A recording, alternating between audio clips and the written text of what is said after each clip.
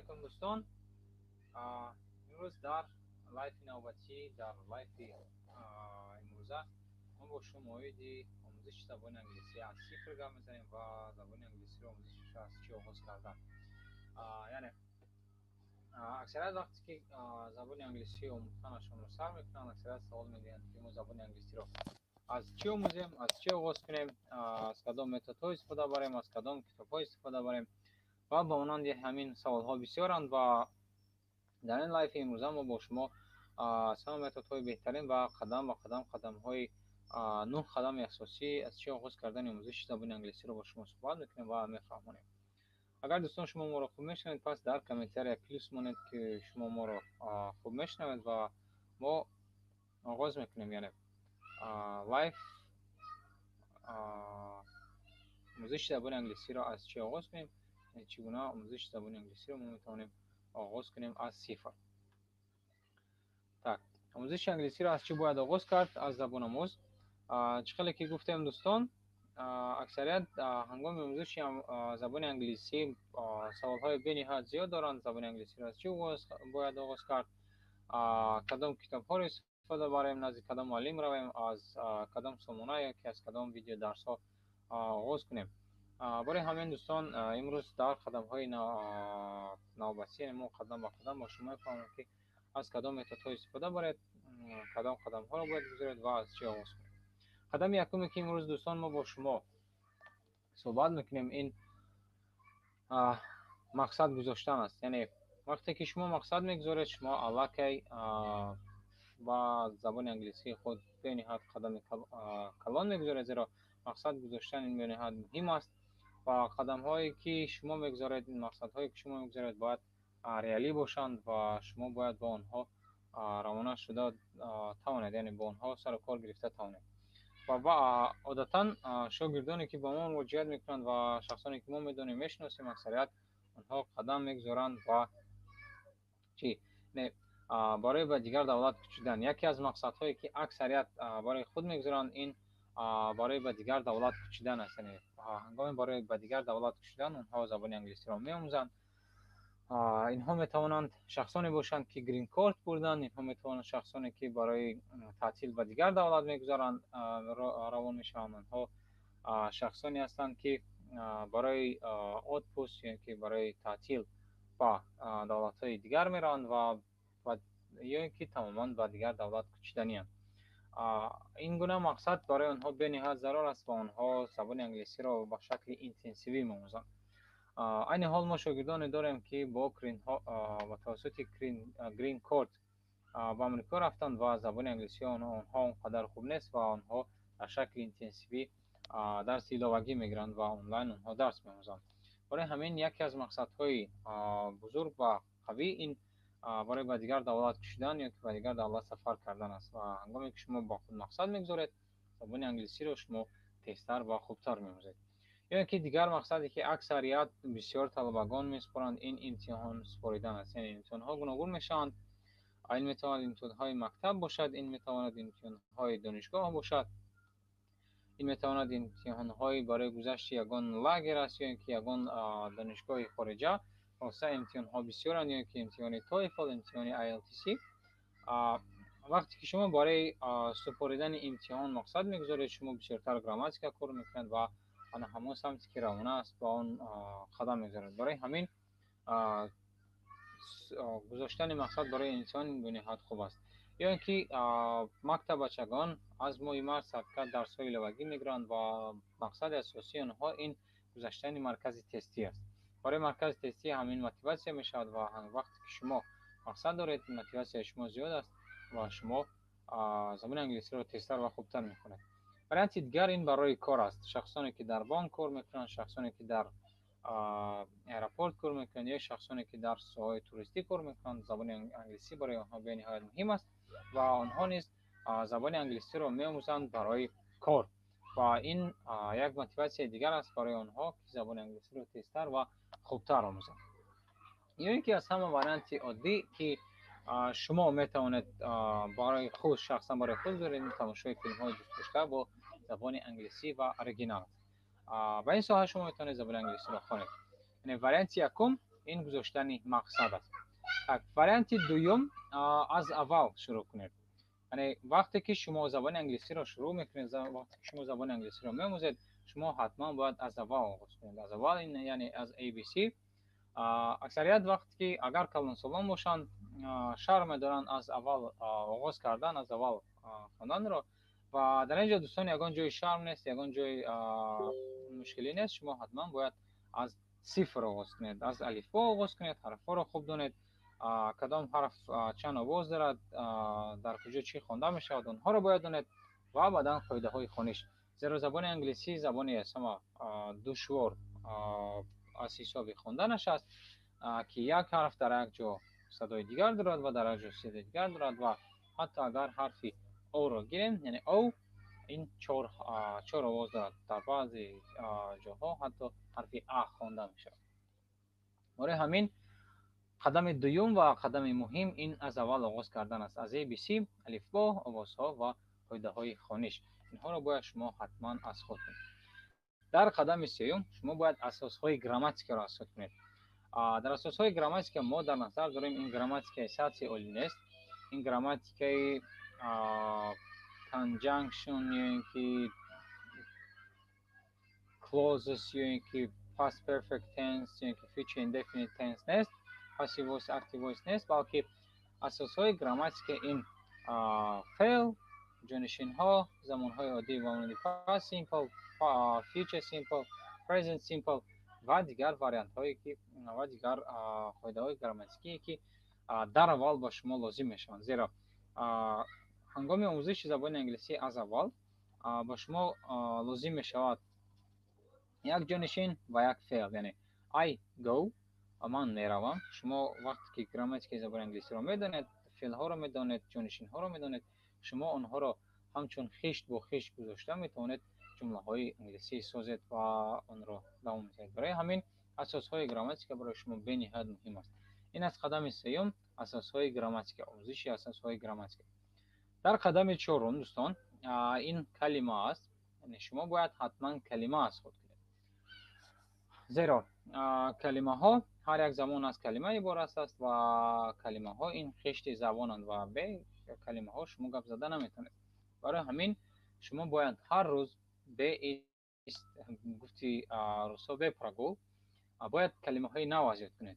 این کلمه ها می توانند عباره های معمول باشند، عباره هایی که هر روز دیگران استفاده میبرند، زبان آموزان استفاده میبرند، زبان دانان استفاده میبرند، صاحب زبانان استفاده میبرند. شما میتونید از تاپ 100 کلمه ها استفاده ببرید. تاپ 100 کلمه در فلان ساحه وابسته به ساحه خود اگر این کار باشد، یعنی که تاپ 100 کلمه سر استعمال، یعنی که تاپ 100 فعل میتواند تاپ 100 فعل سر استعمال باشد، یا اینکه تاپ 1000 کلمه سر استعمال در زبان انگلیسی باشد. کلمه های سر استعمال در زبان انگلیسی به نهایت زیادند و آنها علاقه در اینترنت شما میتونید روی خط آنها را پیدا کنید و آنها را از خود کنید. یعنی آموزش کلمه ها برای شما به نهایت مهم است. در قدم پنجم تلفظ، شما باید حتما تلفظ خود را درست کنید. وقتی که شما تلفظ خود را درست میکنید و برای تلفظ خود را درست کردن شما باید حتما تکرار کنید. یعنی کلمه ها را تکرار میکنید، هر یک کلمه که شما میآموزید آن را 2 مرتبه و 3 مرتبه هنگام آموزش تکرار میکنید. طرز خواندن آن را میبینید، از لوحه‌های استفاده برای تکرار میکنید و برای تلفظ رو درست کردن شما میتونید باز از پادکست ها استفاده برید. یعنی پادکست ها اگر اون کس نمیدارد این درس های آودیویی است که در اینترنت شما اونها رو میتونید پیدا کنید. یعنی در گوگل انگلیش پادکست فور لرنرز میتونید نویسید یا که فور بیگینرز نویسید. پادکست هایی که برای آموزش شما آسان است شما میتونید اونها رو پیدا کنید و با اونها تلفظ خود رو درست کنید. بسیارتر شما باید انگلیسی گوش کنید. وریانت دیگر این آواز ها است. شما باید آواز ها را خوانید و آواز ها را باید دانید حتما، زیرا ندانستن آواز ها برای شما مشکل است، زیرا شما نمیتونید آنها را خوانید و درست کلمه ها را استفاده برید. برای همین شما میتونید آواز های زبان انگلیسی را در اینترنت دسترس کنید، از کتاب هایی که علاقه دارید میتونید از آنها دسترس کنید و دیگر متد هایی که شما علاقه میدونید از آنها میتونید استفاده برید.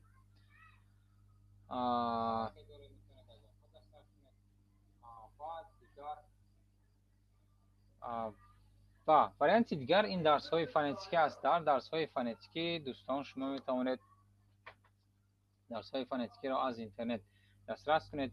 این درس های فونتیکی می توانند از حتی لغت های زبان انگلیسی در اینترنت باشند، لغت های زبان انگلیسی در اینترنت.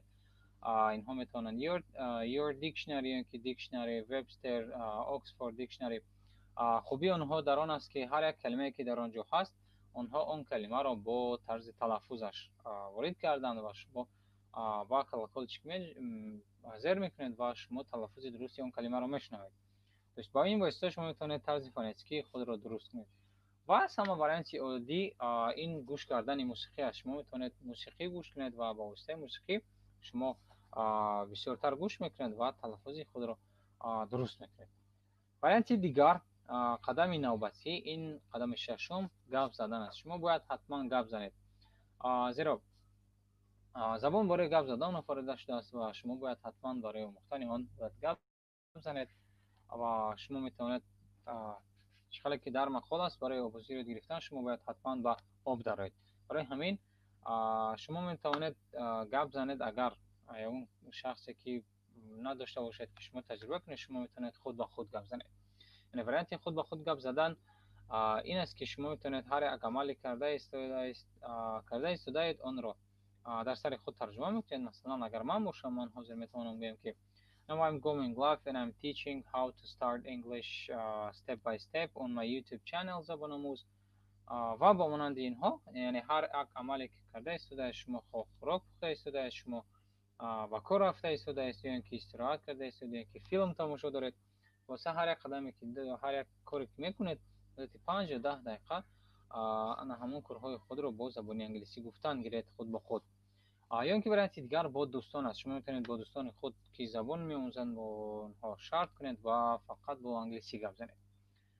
ما نیز این واریانت استفاده بردیم تا حال دوستان ما با ما زبان انگلیسی میآموزند.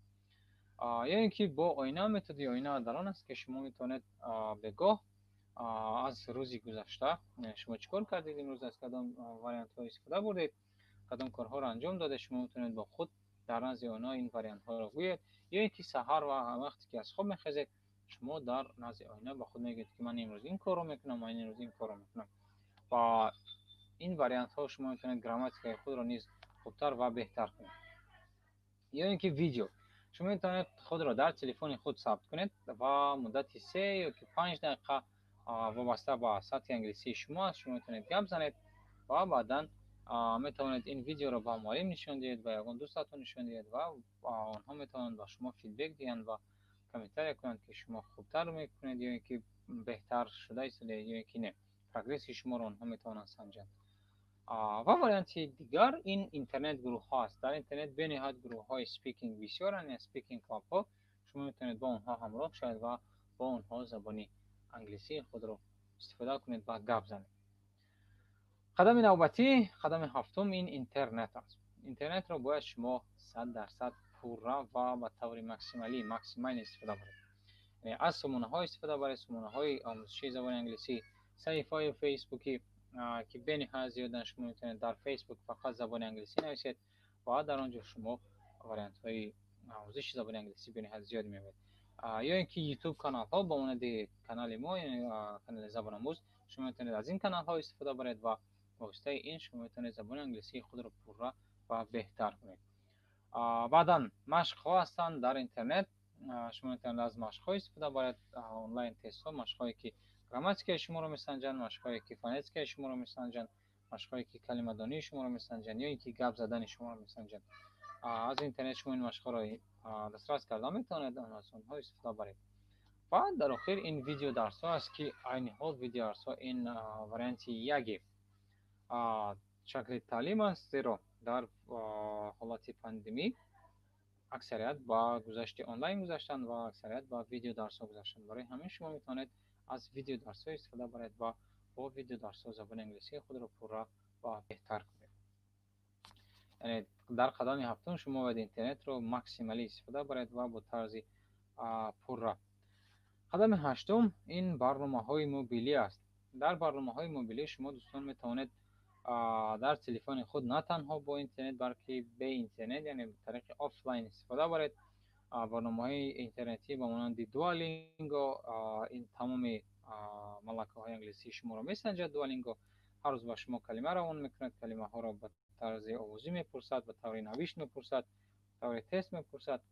یا اینکه لینگوا لیو باز هم تکست ها برای آموزش بسیار دارد، ویدیو ها برای آموزش بسیار دارد. من شخصا خودم با لینگوا لیو الله که 3 سال شد که زبان انگلیسی می‌آموزم. یعنی هر روز به شما وظیفه میدهند و شما باید این وظیفه ها را اجرا کنید و با واسطه اجرا کردن این وظیفه ها شما زبان انگلیسی خود را پورا میکنید. ادورز هست اپلیکیشنی برای آموزش کلمه ها که هر یک ساعت با شما پویشنی روان میکنند، یعنی همچون بودلینگ و شما باید 1 ساعت پس بعضی از کلمه ها را یک بار تکرار کنید و آنها را آموزید. بعداً برنامه‌های تد تاکس هست که آنلاین تست که به نهایت زیادن، ما اونها رو مثال نمیاریم. شما میتونید آنلاین تست انگلیش در پلی مارکت یا که اپ استور نویسید و با شما در تلفن خود ثبت کرده از آنها استفاده برید. و وریانتی از همه مهم و آخران این معلم است. در قدم مهم معلم برای شما به نهایت مهم است. یعنی شما باید با معلم کار کنید و یک معلم داشته باشد که برای شما آموزش انگلیسی رو خوبتر و بهتر کنید، شما راه آنها رو نشان دهد و شما طرز درست کلمه ها رو، فعل ها رو یا جمله بستن رو و حداقل با شما تجربه کند، یک گپ زدن. برای همین شما میتونید معلم ها رو آنلاین دسترس کنید، یعنی این حال آنلاین معلم ها به نهایت زیادن و ما نیز درس های آنلاین داریم. شما میتونید با ما مراجعه کنید، یا اینکه آفلاین درس های لغوی میتونید گیرید، یا اینکه در دیبات کلوب ها شما میتونید همراه شوید. شما میتونید از معلم های مکتب خود استفاده برید و از معلم های دانشگاه خود استفاده برید و حداقل وقتی که شما خود آموزی میکنید شما در یک هفته یک مرتبه یا 2 مرتبه با منظم معلم هفته بعضی از چیزهای مختلف خودتون با آنها میگوید و آنها رو میسنجید. tak این بود دوستان آن قدم هایی که ما امروز برای شما آماده کردیم و امروز برای شما پیشنهاد کردیم. شما میتونید این قدم ها را در آموزش انگلیسی خود استفاده برید و قدم به قدم آموزش انگلیسی خود را بهتر و خوبتر کنید. اگر دوستان شما یگان وریانت دیگر دارید برای آموزش زبان انگلیسی، آن را میتونید در کامنتر نویسید تا اینکه دیگران بینند و دیگران آموزند و ما نیز از شما یگان چیز یاد میگیریم. و اگر یگان موضوعی که شما میخواید ما با اون ویدیو درس تشکیل کنیم یا که لایف تشکیل کنیم، شما میتونید آن موضوع ها رو در کامنتر نویسید و ما حتما با شما جواب میگردونیم و حتما با یک لایف دیگر میکنیم. این بود دوستان لایف با سعدی از زبان آموز. تا هفته دیگر روز شنبه ساعت 9. بای.